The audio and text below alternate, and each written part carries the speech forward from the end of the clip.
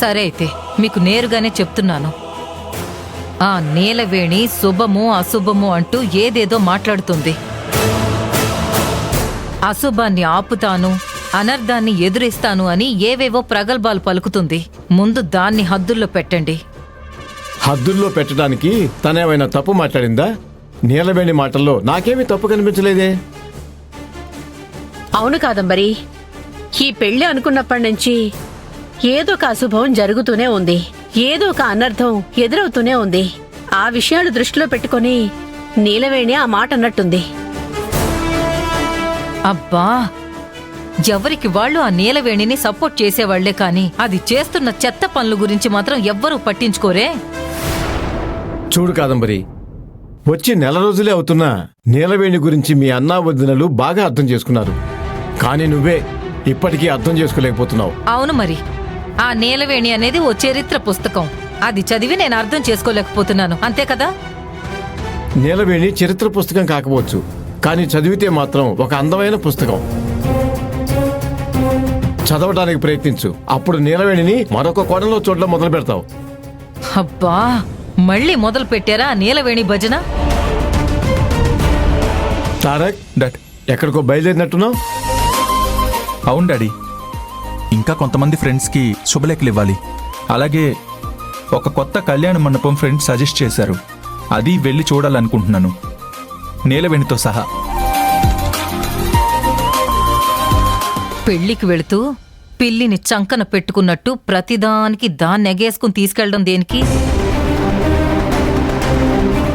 ఏమైంది డాడీ? మీ ఆవిడ గారు ఉదయాన్నే చాలా రుసరుసలాడిపోతుంది. ఆవిడ గారికి ఆరోగ్యం బానే ఉందా? అస్తవ్యస్తమైన ఆలోచనలు, అర్థం పర్థం లేని పనులు చేస్తూ ఉంటే మా ఆరోగ్యాలు ఎందుకు బాగుంటాయిరా? అవునవును, అస్తవ్యస్తమైన ఆలోచనల్ని ఆపమని చెప్పండి, అప్పుడు ఆరోగ్యం బాగుంటుంది. మన ఆలోచనలు సరిగా లేనప్పుడు ఎదుటి వాళ్ళనని ఏం లాభం? అంటే ఏంట్రా నీ ఉద్దేశం? నేనొక పద్ధతి లేని మనిషిని అంటున్నావా? అది మళ్ళీ ప్రత్యేకంగా చెప్పాలా? చూసారా వాడు ఎలా మాట్లాడుతున్నాడో? నా కడుపున పుట్టినవాడు, నా పేగు తెంచుకుని పుట్టినవాడు, వాడు కన్న తల్లిని కన్న పేగుని వెక్కిరిస్తూ ఉంటే మీరేంటి అలా కళ్ళప్పగించి చూస్తున్నారు? మరేం చేయమంటావు కాదంబరి? నువ్వే అనవసరమైన గందరగోళాలు సృష్టిస్తావు, లేనిపోయిన సమస్యలు లేవనెత్తుతావు. అనండి, మీరు కూడా నన్నే అనండి. ఒక్కరైనా నా బాధను అర్థం చేసుకుంటున్నారా? ఒక్కరైనా నేను చెప్పేది చెవికి ఎక్కించుకుంటున్నారా? కాదంబరి, ఇప్పుడు ఏమైందని అంతలా ఆవేశపడుతున్నావు? నువ్వు చెబుతున్నది మంచి అనుకున్నప్పుడు కాస్త అర్థమయ్యేలా చెప్పు. మీకు తెలీదు వదినా, నేను మంచి చెప్పినా ఈ తండ్రి కొడుకులకి చెడే వినిపిస్తుంది. నేను ఎంత ప్రేమగా చూస్తున్నా నా ప్రేమ వీళ్ళకి విషంగానే అనిపిస్తుంది.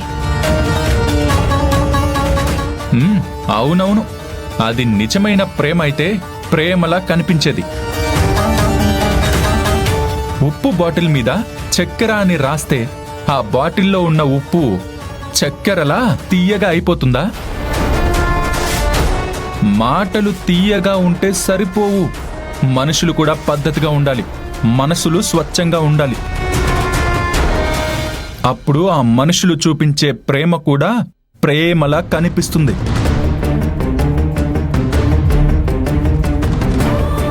చూసావా వదిన ఎలా మాట్లాడుతున్నాడో? తల్లి ప్రేమను కూడా వెక్కిరించే రకం వీడు. తారక్, నువ్విలా మాట్లాడడం ఏమీ బాగోలేదు. ఎంతైనా నిన్ను కన్న తల్లి. ఒక మాటంటే ఏమైంది? పడలేవా? ఎందుకు పన్నత్తా? పడుతున్నా, ఇకపైన పడతాను. నా జీవిత కాలం పడుతూనే ఉంటాను.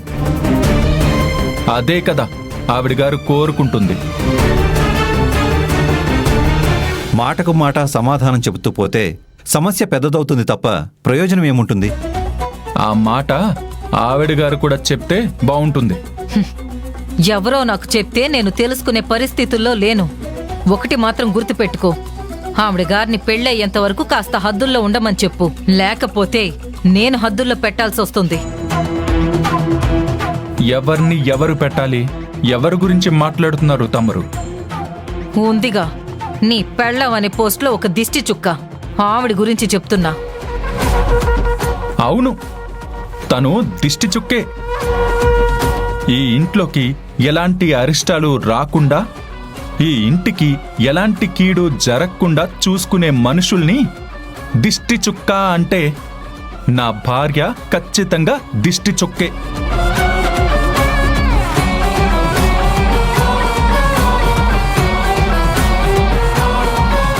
చిన్నయ్య గారు కాఫీ తీసుకోండి.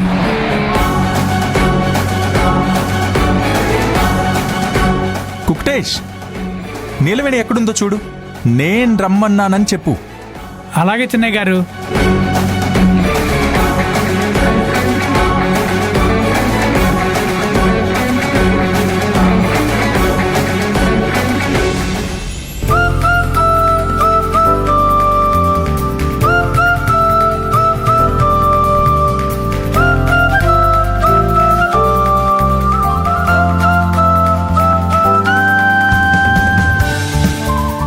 ఈ డ్రెస్ ఎలా ఉందక్క?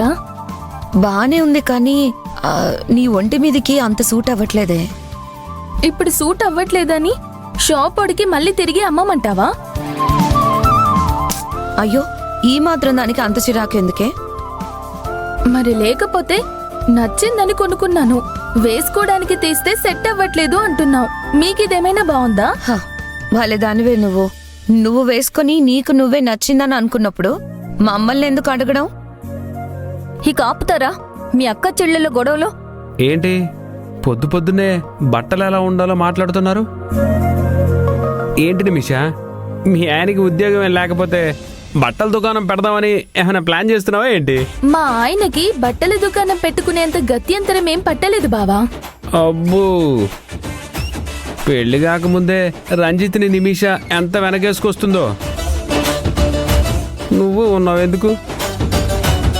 ఎవరైనా నన్ను మాట అంటే ఇంకో 10 మాటలు ఆనమనే రకానివి.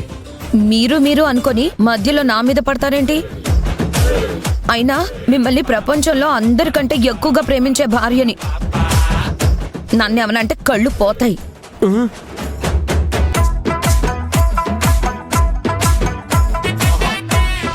ఈ డ్రెస్ ఎలా ఉంది? మళ్ళీ మమ్మల్ని ఎందుకు అడుగుతావమ్మా? మీ బావ వచ్చాడుగా, ఆయన్ని అడుగు.